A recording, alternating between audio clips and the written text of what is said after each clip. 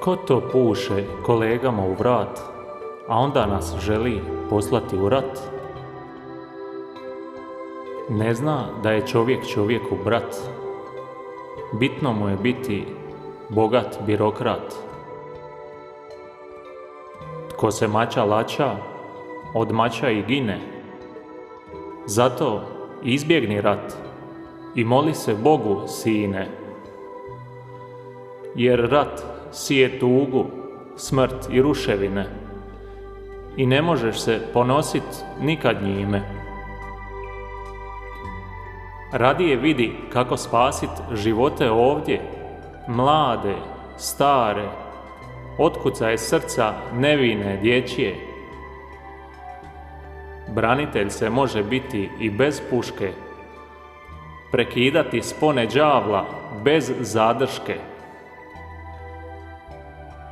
Jači je junak koji kroti sam sebe, tko slijedi Božje odredbe, nego onaj koji je obranio grad, a sad samo za novcem mu je glad.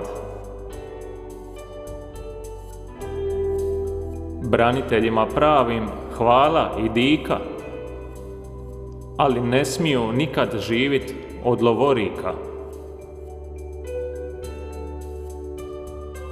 Ima naroda koji su preživjeli tešku muku, a sada ni da čuju o tuđem jauku. Borbom protiv raznih terorista uništavaju nevina tuđa ognjišta. Pogledajmo se i budimo ljudi. Ne želimo da nam se dogodi isto što i Judi. Neprijatelj čovjeka želi nas posvaditi. Gospe sveta, zakrili nas sve i obrati.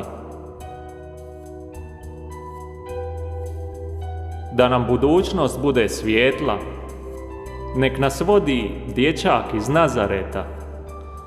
Gospe, njegova i naša divna mati, utječemo ti se mi Hrvati. Molimo se i za susjede naše, isti Krist i križ nas veže.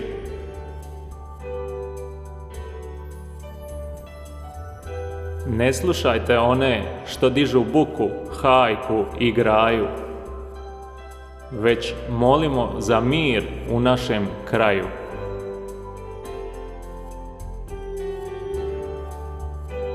Da budemo na ponos svima i na diku našim sinovima i ćerima. Čuj molitve nam ponizni glas, Bože, stvoritelju, spasitelju i tješitelju sviju nas.